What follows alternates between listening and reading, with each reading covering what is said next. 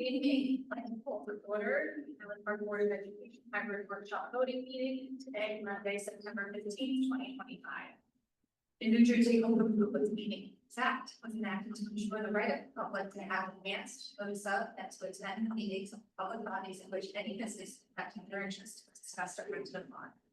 In compliance with the Open Public Meetings Act, the Highland Park Board of Education has caused notice of this meeting setting for the time, date, and location to be submitted for publication to the Home News Tribune and Courier News, and posted on the board's website at least 48 hours in advance of this meeting.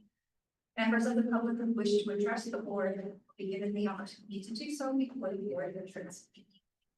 I have a roll call. Dr. Meady? Here. Ms. Salvan? Here. Dr. Coleman? Dr. Pixley? Here. Ms. Bruce? Here. Dr. Schoolman? Here. Ms. Stania? Here. Ms. Gardman? Here. Ms. Voorhees? Here. We will now recess to executive session. Be it resolved pursuant to the Sunshine Act and KSA 4-13, the Highland Park Board of Education will now meet in closed session to discuss personnel and board self-evaluation. These exemptions are permitted to be discussed in regular session. Second. May I roll call? May I have the roll votes? Dr. Beatty. Here. Ms. Cassell. Here. Dr. Coleman. Here. Dr. Pixley. Here. Ms. Curtis. Here. Dr. Schoolman. Here. Ms. Stanio. Here. Ms. Gardman. Here. Here. Okay. Going to the pledge of allegiance. Allegiance to the flag of the United States of America and to the republic for which it stands, one nation, under God, indivisible, with liberty and justice for all.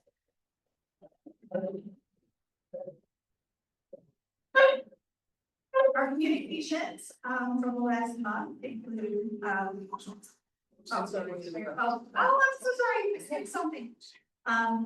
Swearing in of our new student representatives to the Board of Education, Bonnie Lee and Bree Zavon. If you both can stand and repeat me.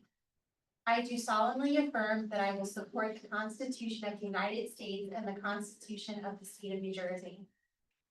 I do solemnly affirm that I will support the Constitution of the United States and the Constitution of the State of New Jersey.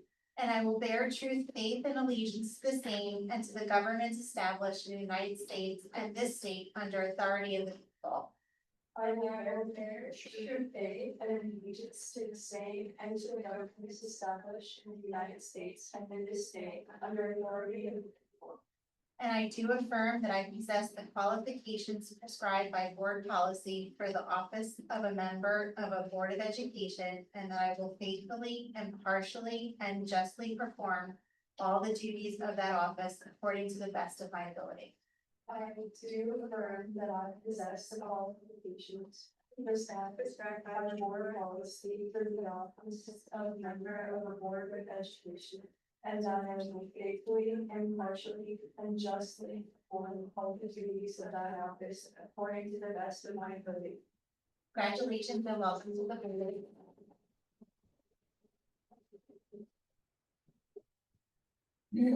Okay, now on to communications. One communication. The subject is one back letter.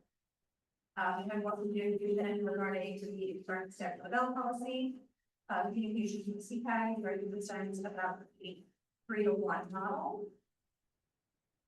And another reply to the vote back there. We will now move on to the approval of minutes. I move to approve the minutes from the hybrid workshop voting meeting and executive session from August 25th. Second. Dr. Beatty. Yes. Ms. Cassell. Yes. Dr. Coleman. Yes. Dr. Pixley. Yes. Ms. Bruce. Yes. Dr. Schoolman. Yes. Ms. Stanio. Yes. Ms. Gardman. Yes. Ms. Gordon. Yes. And we'll now have our first student representative reports for the school year. So we gathered the feedback from the Irving, Northern. Talk, super close to your method. So we gathered the feedback from all the representatives from the two schools, and they mostly reported that they're celebrating the new school year, and they're having things like after school night, and their clubs are starting soon. Yeah, with Irving, with Ariel, they say a lot about how they connect with the family and with the teachers, and also how they implement the policies to keep the students safe. And the high school's main deal was that all the students finished with local language. Awesome, thank you so much. Any questions for our student reps? Oh, I just wanted to add, if you want to share a little bit, at the bottom of your notes, you had some information about, scheduling, I don't know if you wanted to share some of that. And if you know, it's okay, I just figured that that's. Yeah, it's important to know, so. A lot of, especially this year, many of the students have reported a lot of issues with their schedule, resolving conflicts, and many students aren't taking the classes they should be taking due to their just limited class size. I know we have a new influx of students, and that's really affecting their learning. Yeah, and it mostly is because like the classes that used to be available in the past freshmen are not, like they've been moved to new areas as well, so like they're like missing. So that's nice. Yeah, in high school. Any questions? Guys, I've read rumblings about cell phones. Most feedback is actually positive. I'm very It's very especially, celebrating the weeks and those. And Dr. Cisco will provide an update as well during our superintendent's report. Any other questions for our student reps? Because that was your very first introduction. I have the questions. Thank you. Jump right in, right? Jump right in. Thank you so much. All right, so. Superintendent's report. Dr. Cisco. Thank you, and welcome to both of you, we're so excited to have you here, and for those who don't know, we did an orientation where I shared information on how they could, build reports, make their own, but also make the voices heard. And so I appreciate the extra information that you brought regarding some concerns that students have, that's really important to us. It was something that Dr. Adams and I will be very closely on. So a couple of updates for the start of the school year, we are rocking and rolling. So first and foremost, I want to give a big shout out to Jahan Maladnik, who set the Highland Park girls soccer all-time scoring record. So we're going to celebrate Jahan at next month's board meeting, but it's such a really big accomplishment. She is a senior and now the all-time leading goal scorer in Highland Park girls soccer history. This past Friday night, she netted 3 goals in a match against Wardlaw Parkridge, surpassing the previous career record of 61 goals held by alumni Katie Bulbert. So Jahan now stands at 63 career goals and continues to add to her total with several games left in the season. So a fantastic milestone for Jahan. And if you don't follow any of the social media, the Instagram accounts are really great. So I encourage you all to follow the wonderful work coming out of the high school and athletics and Marvel with the social media posts are fantastic. For a cell phone update, I do have some of that. So everything's going really, really well. At Bartle, we'll start that principal now reported that everything's going smoothly at Bartle. They had one incident with a student taking it out on the bus line, but that's been it. So just one incident of a student having what they weren't supposed to. At the middle school, Ms. Brady gave me a little bit of a longer blurb, so I'll read it all. It's actually really awesome.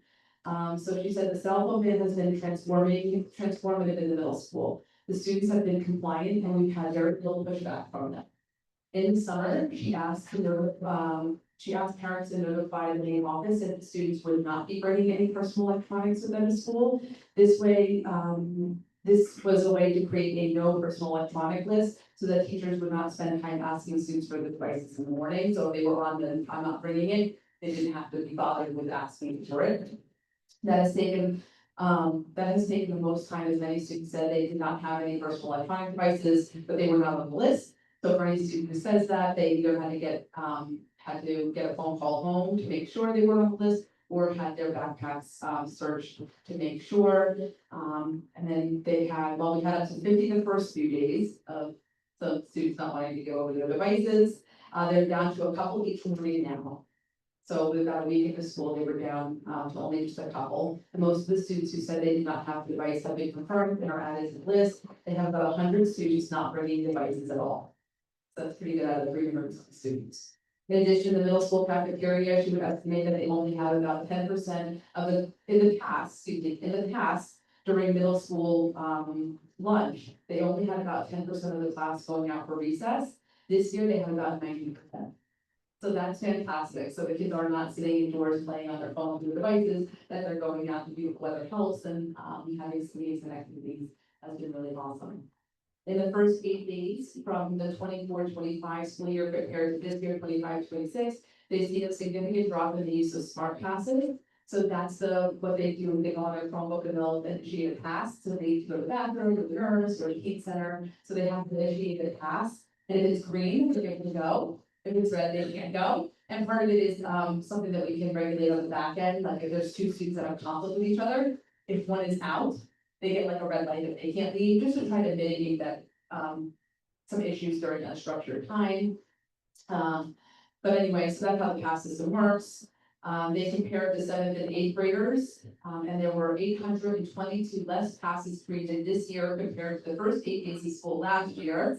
She believes that there's a direct correlation between the students using less passes and the fact that they don't have a personal device. A lot of times that was spent out of class with the students who would go to the bathroom and use their phones. So far big improvement. So now they don't need to use their phone, they're not leaving at all. Students in class more needs more access to instructional time, which is always a good thing. So, yeah, she gave me the chart and the numbers are pretty astonishing for the first 8 days last year, which is the first 8 days this year. So that's fantastic for the middle school, and at the high school, very positive. Remarks as well from Dr. Donovan. She said they went over the cell phone policy at the high school level with students during class assemblies as well as back to school night. Students are being respectful of the policy and understand that we trust them to keep their phones away during instruction. So that's fantastic.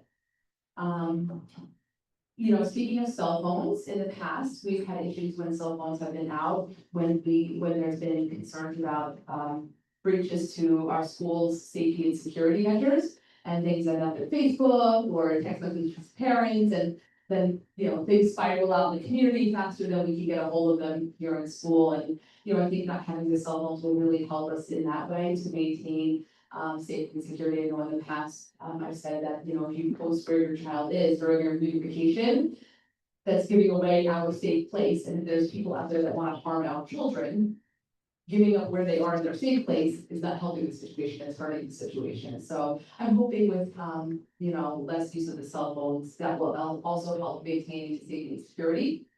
But, the other day, we had an incident, at the high school in which, there was a safety breach.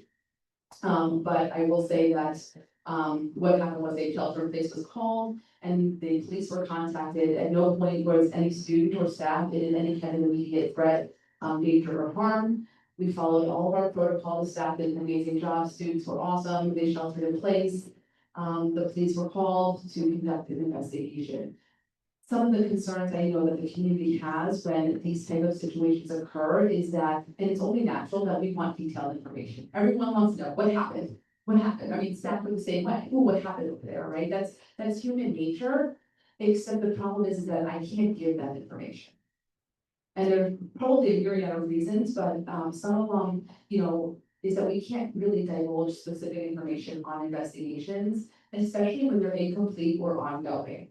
And most of the cases in real time, even the incident that happened a couple of days ago is still an active investigation. So there's not much that I can communicate at that point. So, whether it's incomplete or sometimes unverified, information could create unnecessary panic, jeopardize the integrity of the investigation, or even interfere with law enforcement's ability to respond effectively. So that's why sometimes my communication is intentionally focused on what matters the most, which is what it should be, right? Is to make sure that everyone knows everybody is safe and secure and there's no threat. Once I have that information, then we can act accordingly. So in this particular example, once I knew there was absolutely no threat to any student or staff, which was, by the way, the duration of the whole thing.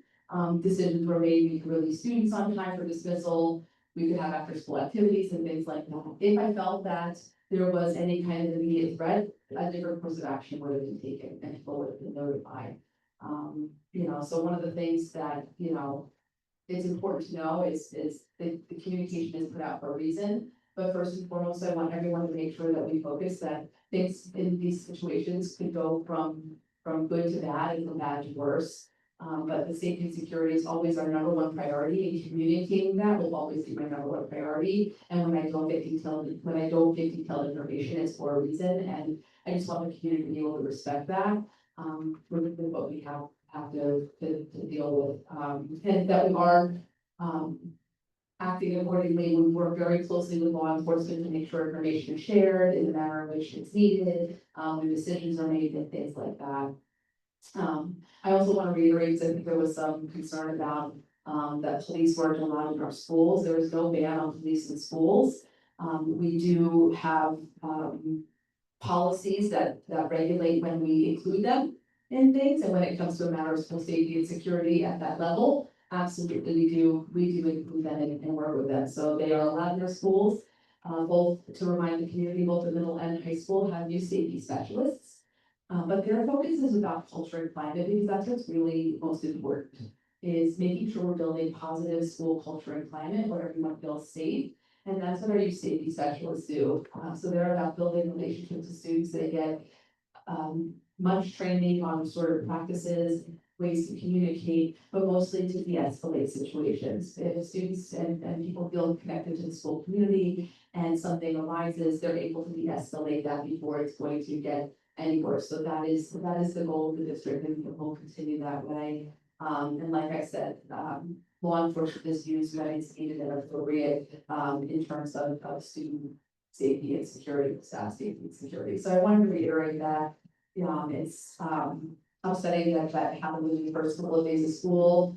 I understand that things in the news, things that are happening in this world still continue to upset us, and put us on a heightened state, of anxiety. But please know, and you put a ton of trust in myself and our administration here and the staff to maintain the safety of the people that mean the most to you in this world, which are your children. And we take that very seriously, and with an unwavering commitment to do that. So I think that's really important. So I don't want it to, that tone to reflect that we're not off to a great start, because we certainly are, but I thought it was a good piggyback to that work on the cell phone ban. That seems to be really positive. And that also helps with the safety and security. So we're off to a really great start. And I look forward to providing updates, as the year unfolds. Thank you. Oh, right, oh, thank you, and champions in our after school program, so I'm not gonna, take away from Maryland's report, I think I know that champions gave a little update in our financial facilities report, but, I know that things have been, going relatively well in terms of, them acclimating. So this has only been a week and a half. So they are working to acclimate to our schools. I know they were, working on just ironing out a couple of kinks. So we're trying to work closely with them on those kinks to make sure it's all aired out smoothly. In addition, I know there was some concerns about a wait list. The only thing I can recommend is if you know when, before school starts that they're gonna be in aftercare, please enroll as soon as possible. What happens with the licensure, which happens no matter what program, whether it's an in-house or an outsourced program, is that the ratio has to be there. You can't exceed that ratio for your license or put your license in jeopardy. So if it's a 10-to-1 or 12-to-1 ratio, and then you enroll another student and now you're at 13-to-1, that can't be allowed. So that's why they did staff to have an increase in influx of enrollment. However, I think it was bigger than they anticipated. So there was a little bit of a wait list, which I know disappointed some people, but I know they were actively working to onboard some more staff and be able to take more students on. So for what I've seen, I know the students, my own perspective is that the students play on the playground outside Bartle. But one of the things I appreciated was the champions people wear their shirts. So I know when it's a champion staff versus not, which is great, especially on the Bartle playground when it's kind of open to the public too, and I can go out there and kind of look at who's, staff is with the program and who might not be, just for safety and security purposes and things like that. So they're meeting with me, this week to go over a bit more updates, so, at the next meeting, or at least financing facilities, which happen, if the board wants, to invite them in, they're open to coming in to doing some presentations and sharing updates as well. Thank you very much. Any questions for Dr. Susan? So I really like your phone champions people. Ethan said he really loves it. I just want to comment on, well, it's felt great to see, in cell phones. And it's a thing when we were being much different ones, we had something and a lot, it was very difficult for writing and out, it was fantastic, and now we're being reactive. And did it, when you do something like this, and you don't really do the implementation, it can show the horror and limit. So I think that this is pretty great, how it's managed. How it should be done, so thanks to everybody doing. All right, we're going to move on to our first public comments. The Highland Park Board of Education welcomes public participation and has reserved this time for your comments. Board policy number 0167 establishes and regulates the right of the public to participate in public meetings. Is there anybody in person for public comment? Okay, Angela, how many do we have online? We have 3. Okay, anybody on Zoom for public comment?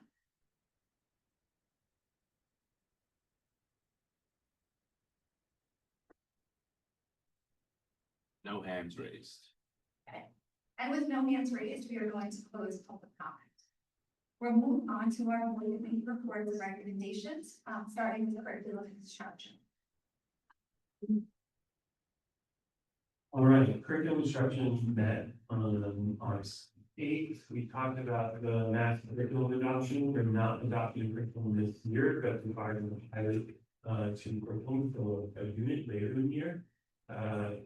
The plan is to pilot Eureka Math and Clear Math. And so the teachers have a clear kind of comparison. And so because we have some money in the budget, we're going to pay for the curriculum adoption, we can pay for this. And I think it'll be a really clear kind of pilot and comparison for the teachers. They will use these to really see how they're working, how students are responding. So I think that's a really positive decision. The other thing we talked about was new K-5 report cards. So we saw a draft of the report cards, and they're much more focused on providing feedback on key standards for students. And those standards are related to the New Jersey learning standards that were recently kind of revised, very similar but adopted, re-adopted. And I think the goal is to actually provide much more detailed feedback for parents as well. So that parents can see where students are actually showing strengths, where they still have areas to grow, and have you can also see the relationship to what they're supposed to be learning by the year. For progress reports, Irving doesn't have them, Marvel does. These will be tied to the benchmark assessments. Last year was the first time the benchmark results were sent home for literacy. We're going to be doing that with math as well this year. And so the goal is to share information related to the standard assessed during that for benchmark assessments.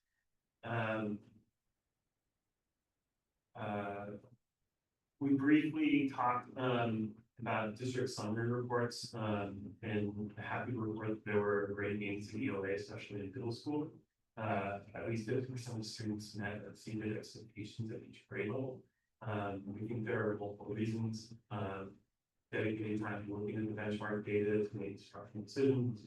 One factor, strong facilitator who modeled and coached our ELA teachers, focused on specific grade level skills, and utilizing small group instruction to address additional needs as well as embedding more opportunities for, practice.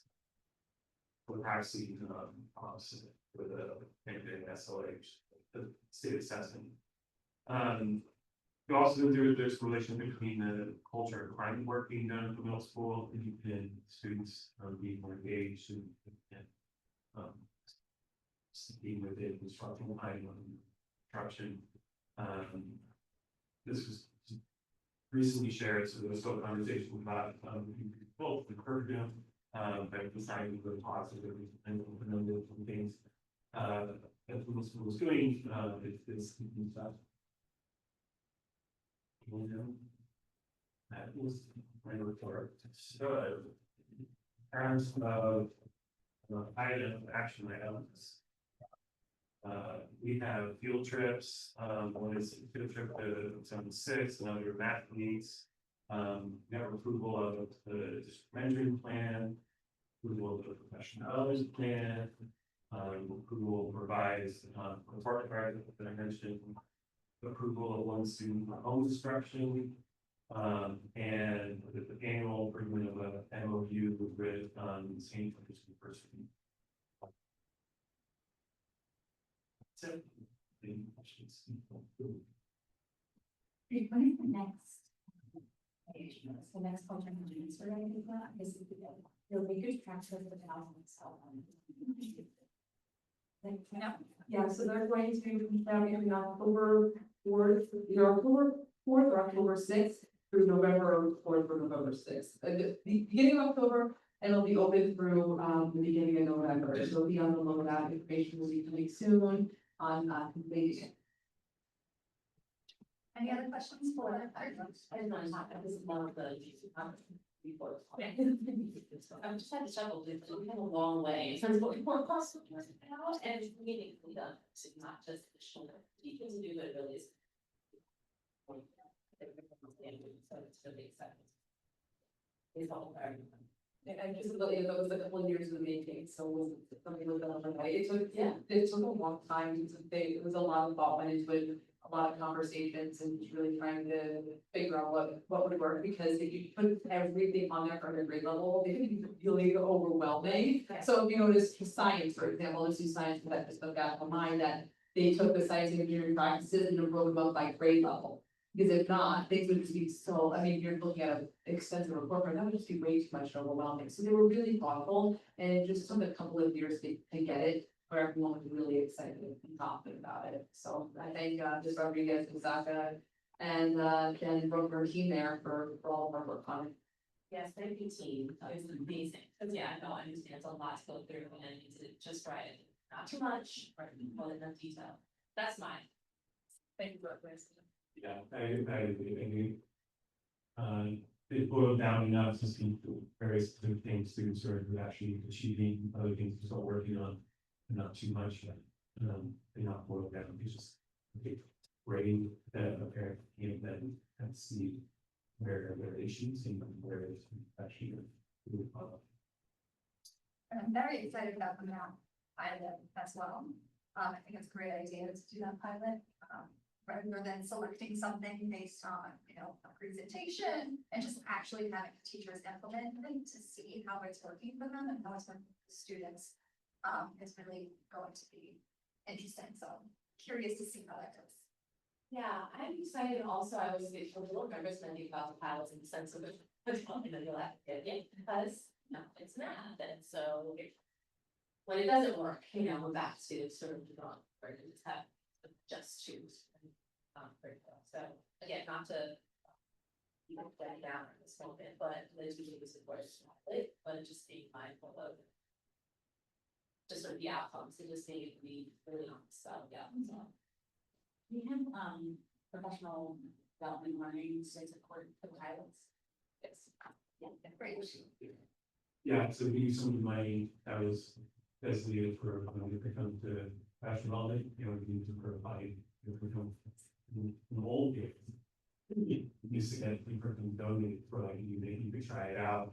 The idea that would essentially the sales pitch and the work Nope. Yeah. You gotta pay now. Maybe for the large district, you can kind of. No, they're not giving it out to other districts. Really? Yeah, it's, I've been to the road. I don't know, I know. maybe if you're LA, you're right, you're I right. know you are. Something like that, maybe. We don't have them Park or some of our other districts that are larger than us locally, like Old Bridges and stuff like that, are still struggling with the same issues. Yeah, I think it's really positive sign that teachers are going to use these two, really compare them, I think tracking.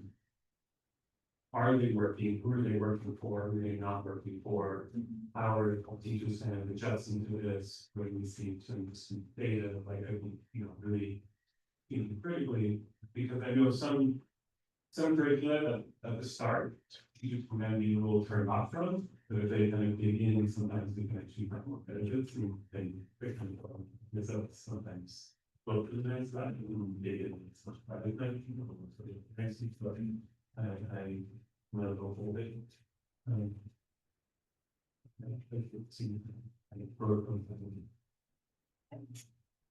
So I'm really excited to hear that there is continued progress and improvements in the NJSLA data. I know it's just a preview. I'm just wondering when the data is going to be available. It'll be available at our October board meeting, okay, stay tuned.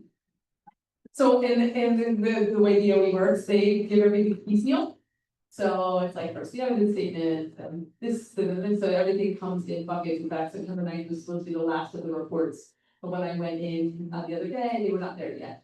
So we're just waiting the last of the reports, which is subgroup data. Once that's then released, then they give you, I think it's 30 or 60 days to report it out to the community. So we're just waiting on the final batch of data. Last quick question, am I with St. Peter's, I don't know, I'm understanding this, what's our mentions? Oh, so that is a new one, so they reached out, so one of the issues that we've been having is a need to hire specific staff areas in need of support with staff that include special ed, ESL, some of those like higher needing to fill positions, the staff we get one applicant. No applicants, so we've been really hitting a wall. One of the personnel items that you're gonna approve tonight is actually a teacher coming back into the business who was a general education teacher who's doing the emergency certification to get special ed, to fill special ed role for us in terms of social studies and history. So it's really slim pickings out there for some of these higher need certificates. So we're partnering up, it's a no cost to the district. What St. Peter's does is they'll come and they onboard the staff. So they come, if you are interested in taking classes at St. Peter's for these certificates, they'll offer a really reduced tuition rate for our staff, they can do a cohort model. If they do a cohort model, they can even do it at a much cheaper reduced rate.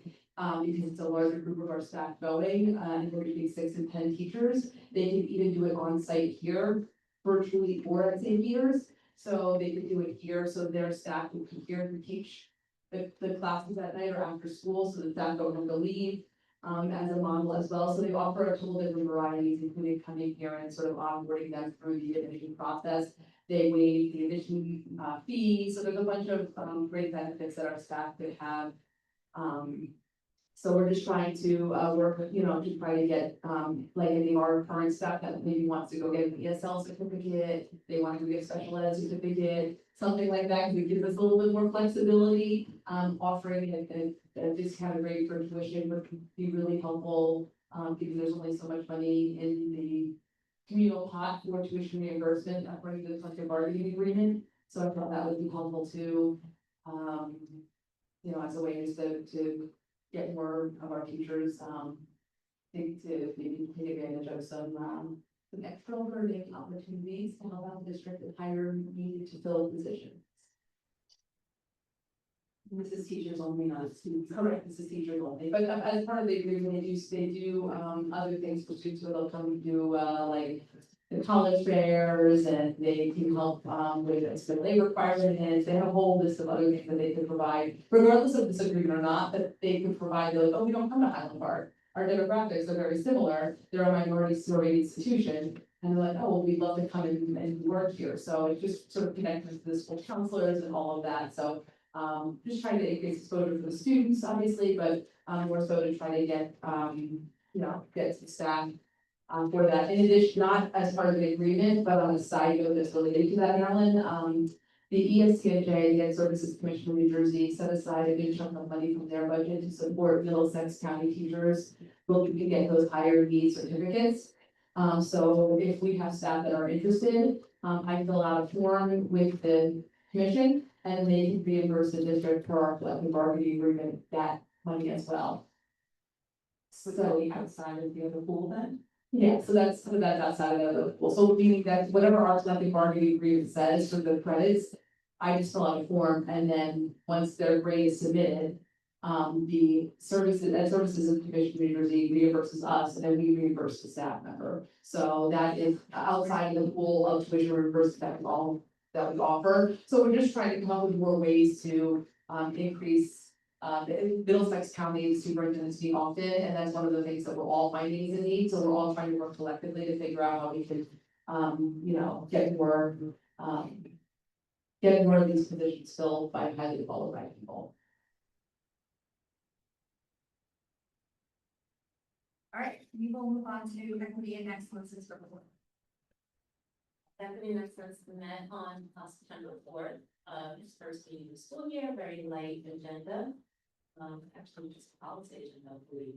We discussed the board, new AI policy, number 2365. And this policy really just kind of lays out the district's acknowledgement of the uses of AI and encouraging learning, and also provides guidelines and expectations regarding acceptable use of AI by students. Dr. Sesta shared, as usual, her detailed and thorough kind of research around what other districts are doing in this area. This is what other districts are also incorporating now to their policy plans. So she reviewed other districts' AI policies and got feedback from their administrators. And to help inform the policy development as well as the district's draft of plan for kind of laying out provisions of the policy. So let's see, some language was added to flesh out the policy, philosophy and overall approach to AI use. So for example, the overall policy, philosophy, I should say, is all about focusing on preparing students, teachers, and professional staff for the evolution of AI. It's here, it's moving quickly, equipping students, staff, professional staff, teachers, knowledge and skills of using AI tools wisely, and also, of course, protecting essential student learning from the challenges of ongoing AI. So the district will continue to support teachers incorporating AI as well, so that was a big part of our discussion too, in terms of development support, in terms of incorporating AI into practices, for teachers learning. The policy included a list of issues that should be addressed around AI use, and that can be adopted in district's AI.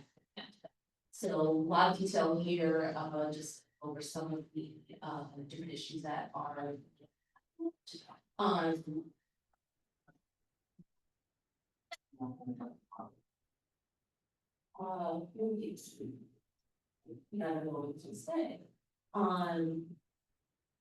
issues around where a staff member is authorized to permit student use of AI in assignments, an explanation of when, how, and to what extent a staff member may permit a student to use AI in assignments. It involves something fleshed out in the plan. Some procedure that requires each staff member authorized to permit student use and AI assignments to inform the student at the time of the assignment conditions under which the AI may be used. There's prohibited uses of AI that violate policy, of course, or use code of conduct as well, so definitely creating and ensure there's overlap there between and AI policy and conflicts. Also the consequences if the student violates the provisions of the policy, which may include review to consequences listed in policy regulation 261, which we already have in place on the second use of computers more broadly. And again, also making sure that it's consistent with student conduct. Let's see, there's an approved list of AI platforms being used by students and scientists, which is something that was just going to help us to understand. There is it's going to be a working list of AI platforms that's changing, every day. And also procedure used by staff in order to address suspected plagiarism, honesty, and science. And, again, just general good practice and, use around AI that also safeguard against plagiarism and how it's also sort of how to effectively and kind of crossing that line. And then again, the district AI plan just kind of fleshes out kind of detailed after that. Then moving on, we talked about policy 5701 academic integrity, and this is formally all videos of policy is so it's being made. It's a very positive. Was suggested updates really is just about outdated language. That's going to be language we have our times. But still maintain the people. Yeah, we have questions. Any questions for Dr. Coleman? Just a question on the AI policy connected to central leadership team. Are they, and our cell phone policy works so well because it went through the leadership team and student leadership team. Is that where this is coming from? Yeah, so in the spring of last year, Ms. Rodriguez and Mr. Lewis met with the central leadership team to talk about the policy recommendations and the plan. The three of us worked on the draft of the plan to start from scratch. Probably would have been a lot, so we figured why reinvent the wheel when other districts kind of had some ideas, so we can kind of cherry pick from it. So if you would look at it, that's why it has draft driven across it. So it went through central leadership team in the spring, and it'll be back up on the radar in the fall. Michelle and Steve will be back to present some of the feedback that the staff gave at their in-service. So the now staff reviewed it, so now we'll circle back and kind of give some updates and kind of check in and things like that. Any other questions? Okay, move on to finance and facilities. I think the facility is about on September 2nd, and under our action items that we talked about is what's on our agenda. Difference in how, because we're meeting earlier this month than usual, but because of the holidays, they're not the typical finance reports that you would see. They're going to be, August and September reports will be on October agenda. We will be approving bills, the recurring bills that need to be paid, so they can't wait until October 27th. So, that's a little different than the agenda. Under facilities on the agenda, we just talked about, there's some change orders for, lateral structural repairs, the old walkway area. So these change orders, have not went in great detail, which I did not. The main thing is that they're within the scope of our budget. So, but there are surprises coming up, unanticipated work that needs to be done as they take things apart there. So that's what the change orders are about, but they are still within the scope of our budget. So the policies, there's nothing new, they're all second read, and there were no questions or concerns about them, so they are on our agenda for second read. Just sort of some informational items that we talked about, it was campaign program for our before and after care. We saw their startup report. At that point, equipment had been delivered, principals had provided us storage space. At that point, the program was fully staffed, but the enrollment was lower than where we ended last year. So enrollment at the end of September 2nd, our enrollment was low for after school.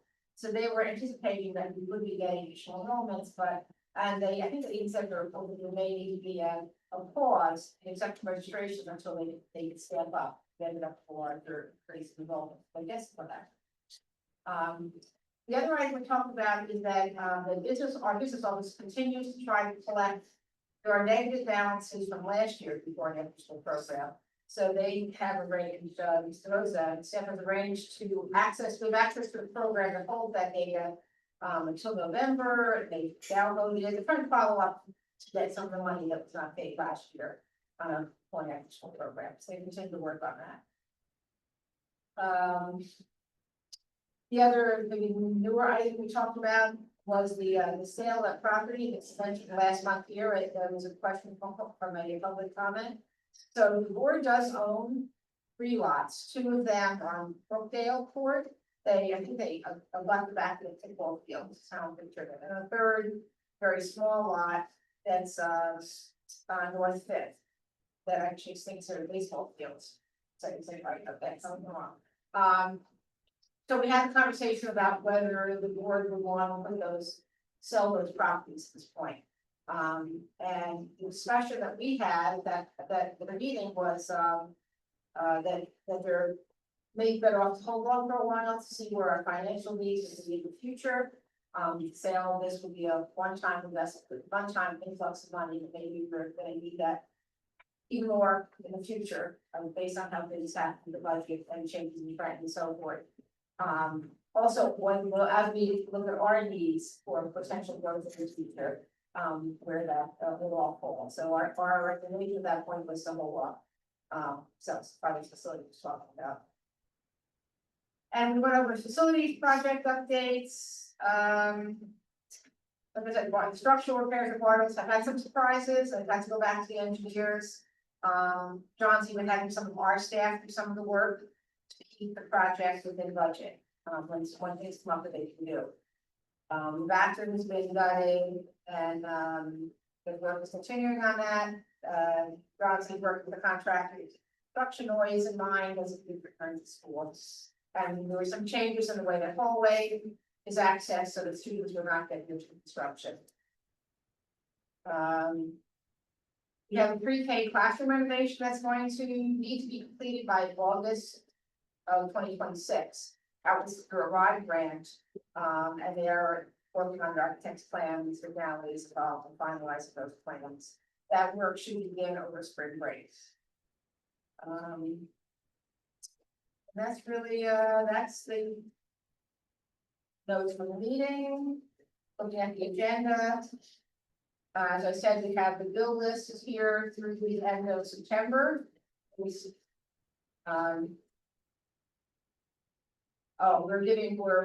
recommendation is to continue to process additional bills, keep paying our bills, even though we're not meeting at the end of the month. There's travel and related expenses, contract, remember them are for translation, most of them here are interpretation services. One of them is getting help from the Commission for the Blind and Visually Impaired, help identification for students. Some of it is, a lot of it is interpretation. Languages, Centra, it's an organization that does that. And we have 2 contractors for professional development. One is on Touch There. One is on continuing our university project. One new at a district placement. And for one of our students at a district, we're voting on a 1-to-1 aid pedestrian needs. Number 8 on here is Penny Vento tuition. Now those are, this is already, it was last spring, and it was Edison students that were going to school in Highland Park and we get tuition medicine because of their displaced Edison students. And the last one is that change order that I talked about, the model structural repairs. And that's actually 9 items and pretty small for mine. Yeah. That's the shortest quotes. Yeah. Right, questions? These lots, so it's been kind of, I think they both on the rental properties there. Empty lots and undeveloped empty lots. Is this it? We're not anymore. Yes. Maybe Bahamas. No. Well, I just question that instead of hold out, it makes sense, so maybe to find out. That's wait, see if things get worse. Although as long as we can. Yeah. And Like what happened to it. it has to be worked on. Well, it's good. And so. And so within 12 months, has it ever considered putting a building there for us to build there, and we have to expand or? Well, the one that's on the baseball field is really tiny, that actually is probably more, we're considering that more, we have needed like sprinkler or access to. Like a water, access to the water, water being there, it's not really that buildable. The 2 lots in the back was explored, at least by the old architect CMR, when we were looking at, plots of what would be for preschool. It's not usable for school, like inside the school that we need. The 2 lots back there. Maybe like a little house that would be like a central office, kind of thing. I mean, it's in a, the parking might be an issue, so it would have to be a building with a little bit of a parking lot, and it's on Brookdale Court there, so you're amongst houses there, so it would probably be more of like what looks like a house, but could be maybe some office building, some offices or something like that. I don't know, future of like field house, I'm not really sure what you would really, except where you can't build a school, but I don't really know, besides offices or like, a little training facility for athletics, I'm not really sure what else you would put there, because it couldn't be another school. Or anything like that, so, it's an interesting. Lot of legs and there's deep slope there, so it would require us to do like a retaining wall or something, and it is, yeah, it's not ideal, it's valuable for us, but I'm not sure if it's ideal for us in terms of what we might need it for, in terms of where we're expanding, which by the way, evolves and changes every year. So I know we're growing in preschool, but just on a side note, we had, over the summer, 40 incoming high school students. 40, normally that's our kindergarten. So last year, our kindergarten numbers have been low, and this year our high school numbers are, right, hence the challenge the high school is facing now, when we have 40 new students come in, and where are we putting everybody? And we would budget the half a grade over the summer. And they're all freshmen, village. Right. Yeah, some of the IEPs, some of the, needs that we're trying to address and things like that, so it's, yeah, so right now, what used to be a very predictable thing for us, which was always in kindergarten. Last year wasn't, it was first grade. Right, because we had a swap kindergarten and first grade people last year, and now this year it's high school. So it's just it's very interesting, I'll call it a phenomenon, because I don't know how else to explain it. So right now, it's hard to predict what we could use that plan for, other than maybe those 2 uses, but I love the recommendation of, I don't think it's worth, jumping the gun to sell. For, if we needed lots of money in the future, maybe, there's other land that's for sale that may be more useful for us, and it's, sell one to buy another, there's some options. Just a question, when putting this like all the students, do we have any kind of obstacle classrooms other than pre-K, like in high school?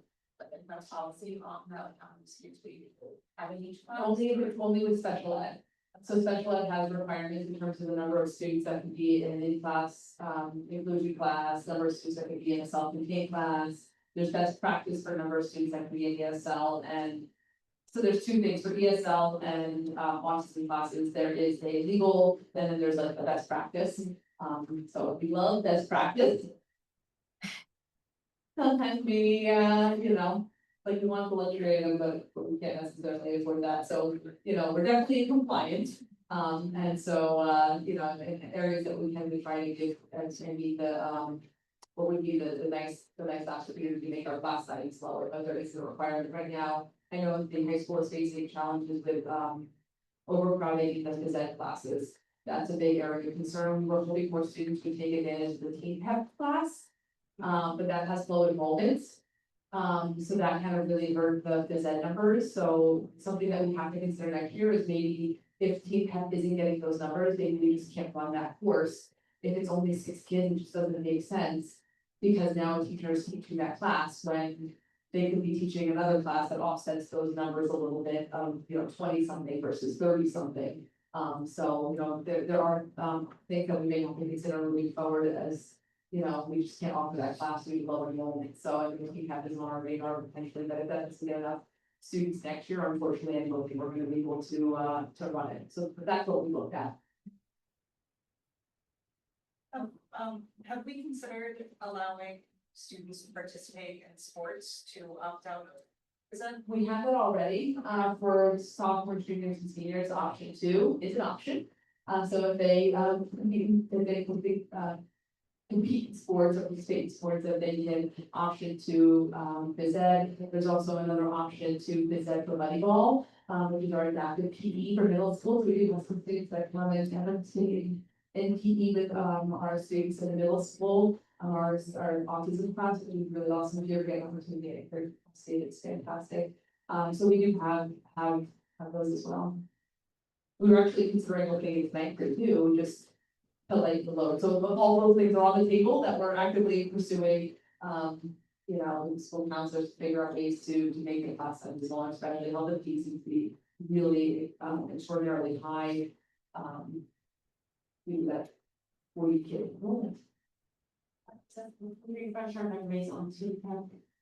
Sure, so TPEP is a group of students that are trained by the leadership to provide sex education to their colleagues, like dating violence, sex ed, things like that. So they get trained on doing that, and then they go into the classes and teach their peers. It's a really great program.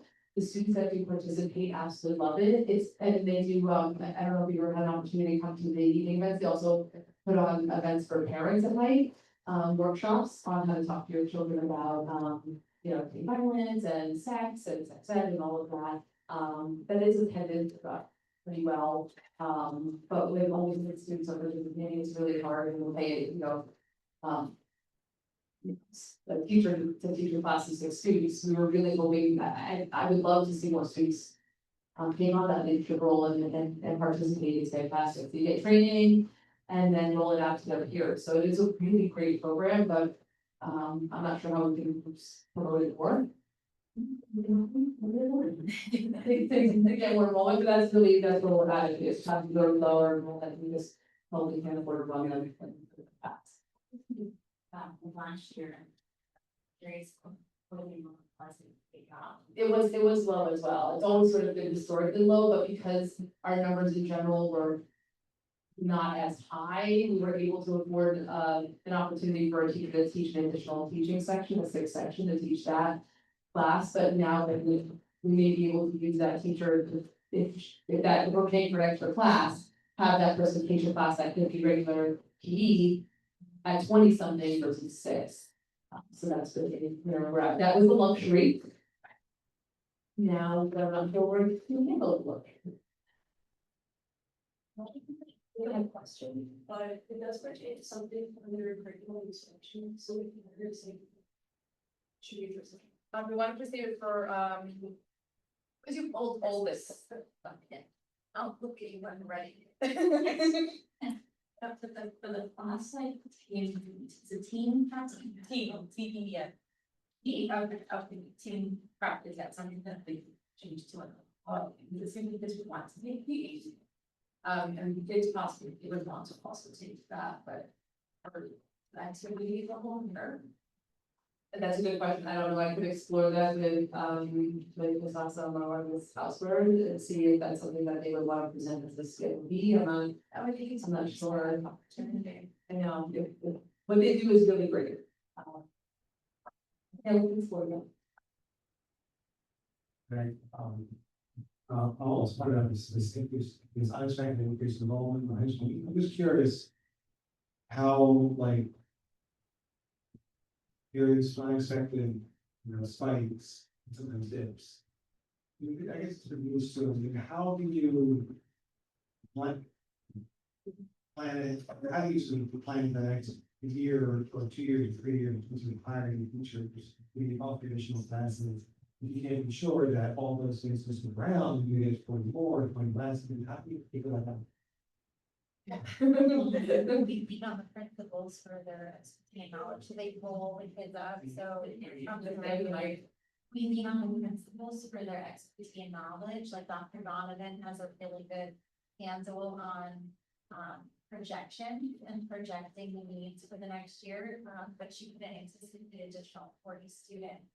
And she's constantly looking especially in the spring when the budget is being developed. She's constantly looking at enrollment, and those that are transferring in, transferring out, and rolling up the students from each grade level. And she was, I don't know how she does it, but she does it, in Genesis, there was training that she went to, she was able to really, have her projections spot on, and we communicate with Dr. Suska, during that budget season, and an open dialogue, and it could change, it varies, so when she submits her budget in January, it could be very different from when it's final in March, and you just have open dialogue and communication to build in those extra 6 sections. She anticipates what would be needed, and we build it into the budget to ensure that we have funds to add additional classes or sections, but I don't know that we've anticipated 40 students. No, so what she does now, what it looks like is looking at all the classes, saying, okay, are there classes that are really low enrollment, like really low, because what happens is there's a balancing. So once all the projections go in, students put their schedules, then it's, you know, students come in, I changed my mind, I want this, and I need this, and you know, there's a lot of schedule changes that happen even in the summer and at the beginning of the year. Then what happens all of a sudden, you have a class of 3, 4, 5, 6, and we're like, well, wait a minute, that's red flag, and another class now is 30 something, and it's a little bit harder in a smaller school because there's only so many sections of something, only one person that teaches pre-calc, only one, you know, so we can be very limited. So what happens is it just, we have to go in balance. Though it's much harder at the secondary level because their certificates are very specific. It's a little bit easier at the middle, the elementary, like last year, you know, mid-September, when Megan was like, oh no, we have way more first graders than kindergarten, and now my first grade classes are, you know, 26, 28 for first grade, and kindergarten was like 14. So we, it was unfortunate, but we left early enough to say, okay, I think it was the students who went to first grade, and we collapsed the kindergarten class and distributed those students, which I know was told to the parents, like, I just got my child's teacher, and now it's a new teacher. But unfortunately, those are just decisions we have to make to try to figure out how to, one, kind of make sure we make payroll in September, because it's staying in our budget, but two, how we do it when, the moving and the influx of students, can vary so widely, which, you know, I know I was talking to Dan, actually, you know, made a good comment the other day when I was talking to her about, you know, making sure our numbers are accurate for the snapshot, right? That's how I thought, that caught up to us last year, right? Because the snapshot in October, our enrollment was actually down, and it shot back up in January, but the snapshot for state funding happens in October. So it really is a moving target, so it depends on when the changes fluctuate. And where it's fluctuating, we lean into the building principals, student services with Dr. Ressa and Scapola, really to try to figure out how can we adjust and move things so that we're balanced and all the students need their feedback. There's not one right answer, there's a lot of players involved. Yeah. Yeah. Question for you on that, is it a situation where we have some of the serves that we're activating to deal with the fluctuation more, just because of it's more of an issue with it now? Is that true or false? We do have emergency reserves that can be used for out of district tuition. I think right now our balance is like 19,000, have been able to make a deposit into that.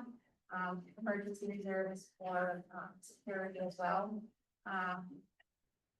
But typically we just make it up in the budget, we find efficiencies, we plan for inefficiency. And also, I mean, so when we tell when they come and say, well, we're over here, we ask them, like, really dig deep, right? So an example was, we thought we were gonna be leading an extra 3rd grade ICR class. Because we have students come in with that very specific IEP need. And so we said, okay, well, let's look at the students. Okay, so we've done deep, we've read every IEP, looked through everything, where can we find efficiencies with that? And then what we actually found was that enrollment changed in 4th grade, we had 2 sections of ICR, 1 student left.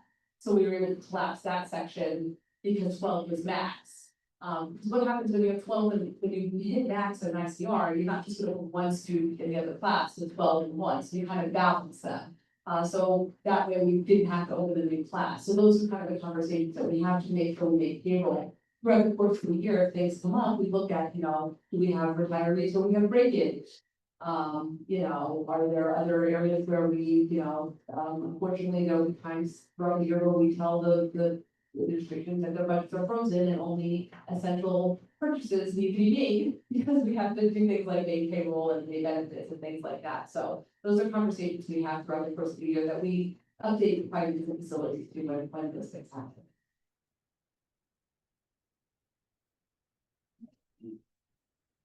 Okay, so I'm gonna go through the personnel agenda, the ones who approval of reviews of absences. Number 2 is the acceptance of resignations. I have a resignation from Margaret Romano, who's a speech therapist, effective October 28th. Ashley Huggins, we've already approved, it's just a change of date. And then Joyce Muccio, who is our media specialist at the high school, is retiring at the end of this semester, so wish you much joy in your retirement. The approval of board appointments, there are a lot of celebrations here because we have some high needs areas that are being filled. First we have Ms. Pearson, who's going to be a lunch aide, Astra Jenny Plaza for para at Irving, Anna Rose Gable, an ESL teacher for Bartle, Andrew Marinaro, a special education teacher for Highland Park Middle School, Jason Prairie, another special education teacher for high school. We also have a new administrative assistant for educational services, Marta Yeye, I said that correctly. And we have a school psychologist, Claire Corliss. Our own Amy Compla is going to be the acting executive director of student services. We're welcoming back Kevin Robinson as the interim supervisor of educational services. We have Amanda Morero for Spanish translation. A few staff members for security at athletic events. Thank you so much, Mr. Broadfoot, Ms. Gorman, McManus Smith, our coach, and then we have volunteer football videographer, which will help us really boost those visuals on Instagram, social medias. That's Mitchell Zackelman, and then Julie Amadeo for our volunteer MS boys basketball. And we also have the approval of salary that's going to be funded by state and federal grants, and that is our position at group. That's it for personnel.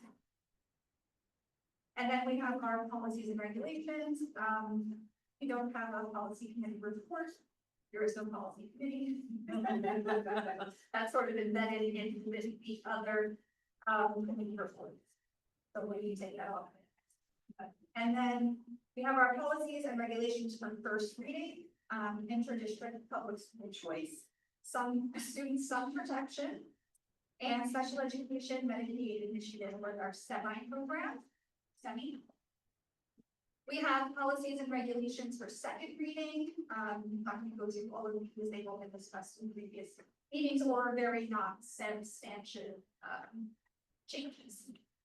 And that's it for policy. Any questions? No, I'm just really grateful to, our representatives in Trenton for, having us weigh in on sunscreen. That's great. Yeah. Mandatory policy, that's what they're doing. Yes, so mandatory policy. So,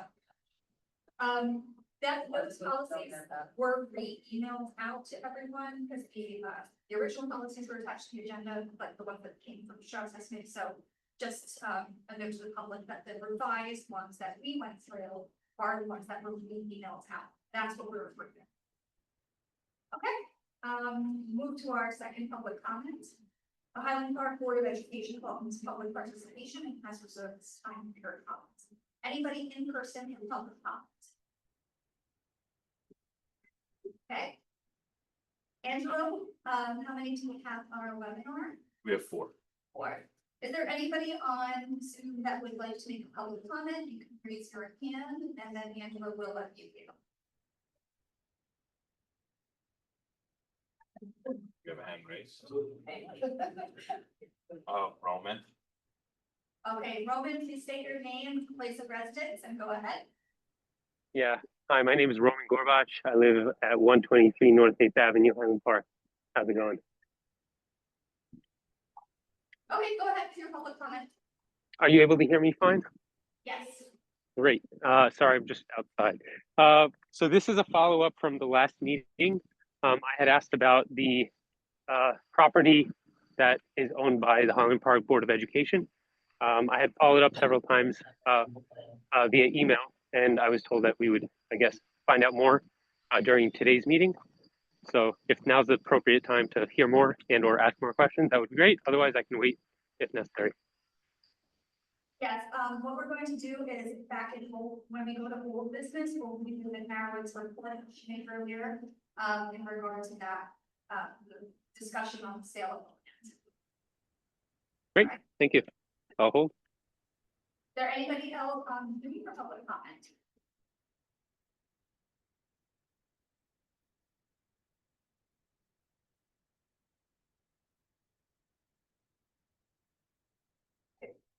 All right, we're going to move to our action items, curriculum instruction.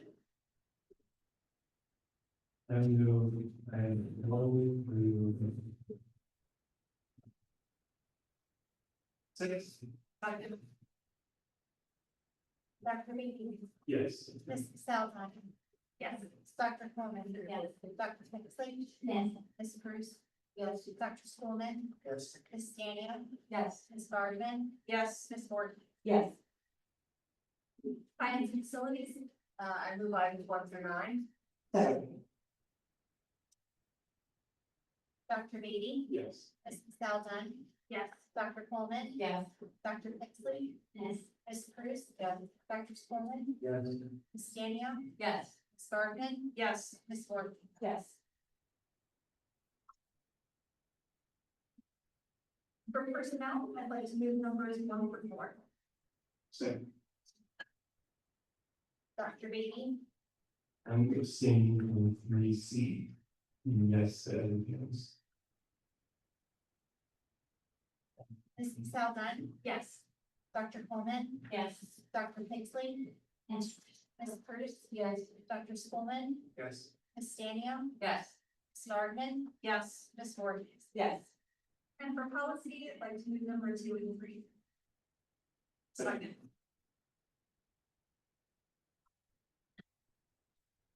Dr. Beatty.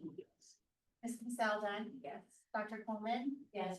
Dr. Pixley. Yes. Ms. Bruce. Yes. Dr. Schoolman. Yes. Ms. Stania. Yes. Ms. Gardner. yes, Ms. Morgan. Yes. Our next item on the agenda is that board liaison reports. Do you have any board release forward liaison report? This month. Okay. I do not have a president's report this evening, so for full minutes, we will start with our student rep question. Yes. The curriculum instruction, it mentions if you look at the curriculum precedent, we're just wondering, like there's an updated outline. Maybe policies, all the students are curious. What is that? I think the question is about the field trips. Yeah. Oh, okay, yeah, so information I believe went out, was it last week or the week before my weekly report? You guys, so students should be getting my weekly emails. I'm hoping they're coming through. If you see them, if not, please let me know and I'll make sure that tech ensures it, but I usually send it out to all staff, all BOE, all families and 6, 7, 8, 9, 10, 11, 12 graders. So as part of my weekly email, I did communicate that the staff could submit, they had to the end of September to submit requests for this year for out-of-state overnight field trips. We've only gotten one so far. There's 2 weeks left. We received one from DECA.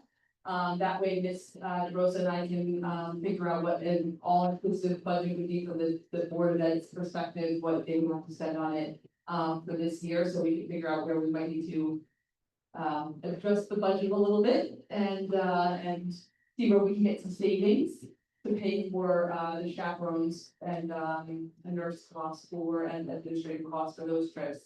And then all staff have on this by December 1st to submit the request for the following year, so that we can budget it every year, so before we know their costs. So in that communication, I also put out that the board is going to be paying for the collective bargaining agreement requirements for chaperones to attend, an administrator and nurses. And then student funds through fundraising or other means, student pay costs will incur the costs for students, chaperones, nurse, and administrators for hotel, travel, meals, and miscellaneous expenditures like Disney tickets or whatever else is things like that, that would be good for a fun part of any kind of trip. So that's been communicated out, so there's been, staff has gotten that communication, and so far it's been met with, they work with me on it, it seems like we're rocking and rolling, like I said, I got one request so far for, this year, one request for next year. So Debbie is already on it, submitting the request for both this year and next year, and that's all I've received so far. My kids are very excited to discover they have school email address. It's so cool, you send, you know, some kids, or supposed to be, the dog get worked out, I think it's awesome. I'm hoping they check it, I don't know how frequently students check their school emails, but it's there.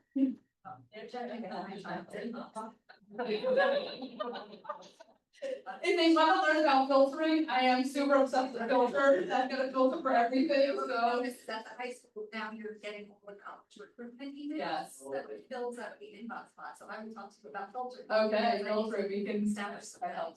My child filter too. Yeah, promotions. Right, thank you. All right, so Marilyn, can you just summarize the discussion we had earlier from single limit? Okay, what I neglected to say, which I'm glad came back, that there is a pretty complicated process for us, in order for us to sell the property, whenever we decide to do that. First of all, the board would have to approve it, we have to go here to approve the sale, then it goes to Department of Education, they have to approve that we want to sell this property. I don't know what's involved in that, but that's part of it, and then it becomes a public bidding process. So that's not our choice, that's what the DOB says school districts have to do. And then depending on when the money was received from a sale, it could either be put into capital reserves or become part of the budget of that, the budget that we'd be developing for the following year. So that's just in terms of the process. And then at our finance facilities, John had recommended the third small lot not be sold, because it does have water access as their baseball field, so he certainly felt that was a part of the whole one too. And the other properties, I think was our feeling that there will be time to leave that sale, the money from that sale more in the future. We want to keep our options open for what both our financial needs will be and what our facility needs might be and how that set. So. Open for discussion, otherwise, that was our weekend. I think you're all in agreement with that approach. All right. Any new business? That's what I say something, not to get all melodramatic about it, but I just listening to all this talk tonight and participating that. I just wanted to say that anyone watching, everybody here, in a 9-month stretch, but it hasn't been easy to be American, not been an easy week, be American. And I think, and at least for me, and hearing all of us talk about things and reflect on the past year, how we sometimes disagreed and struggled with various issues, sometimes people in the community have come up and even concerned about some things. It's just, I think it's nice that in our little town, we saw how to talk about stuff and sometimes disagree and settle things in a civil way. That's kind of inspiring. I want to just point out.